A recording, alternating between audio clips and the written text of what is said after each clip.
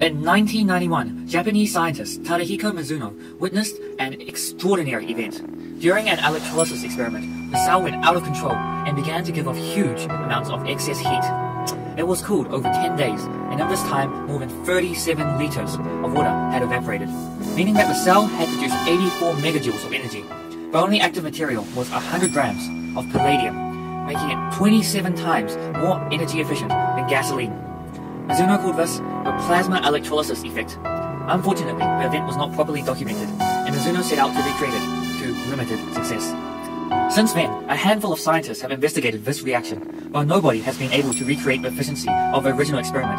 In recent years, there has been little to no research on this effect, with the plasma electrolysis effect still in its infancy of development. This left the scientific world with an unsolved mystery. Until now.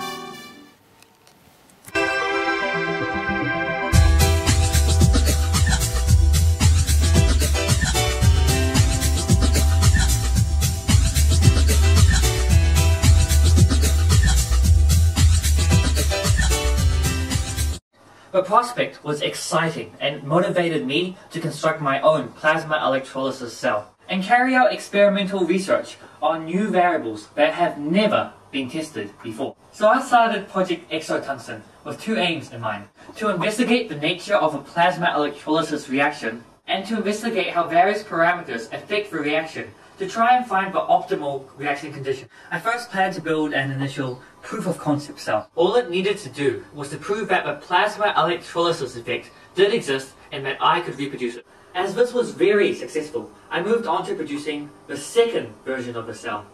It featured many more components and allowed for a much greater range of measurement techniques. Unfortunately, as with all science investigations, nothing ever goes perfectly as planned. I found many faults in its design.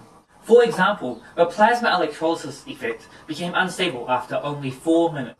In response to this, I set out to find even more equipment and drew up plans for a newer, even more advanced cell. This cell produced a very stable reaction.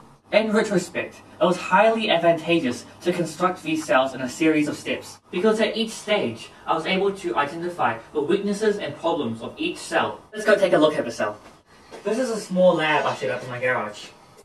This is the latest plasma electrolysis cell. After I started, I managed to generate more interest in my experiment and managed to borrow some more equipment from MIT and Auckland University, as well as my own school. In the end, this was great because I was able to experiment with very accurate university-grade equipment. So let's see this thing run.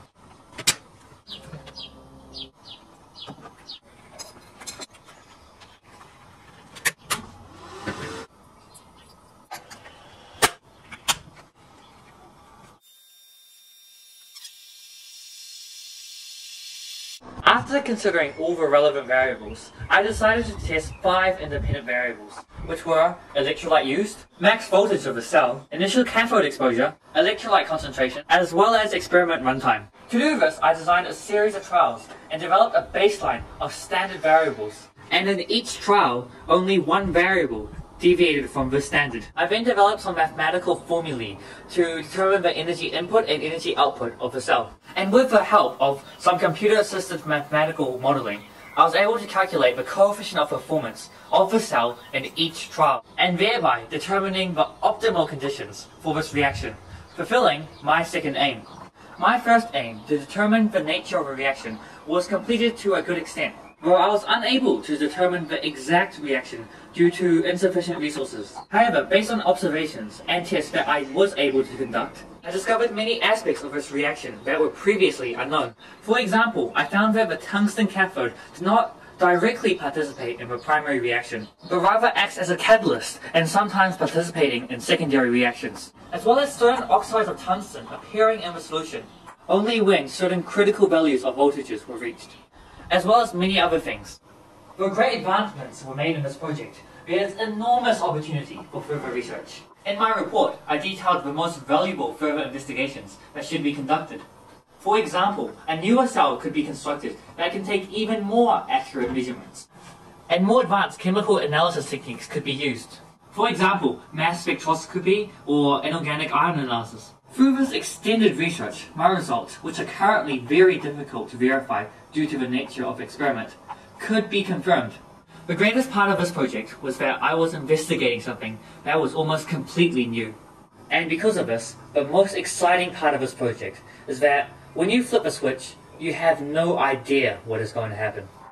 The project made great leaps of knowledge in the plasma electrolysis reaction, but more importantly, it has proved that this reaction has great undiscovered potential. It's both a future energy pathway, as well as a significant chemical process. And this project has definitely proved that this reaction is a very viable and worthwhile pathway for future research.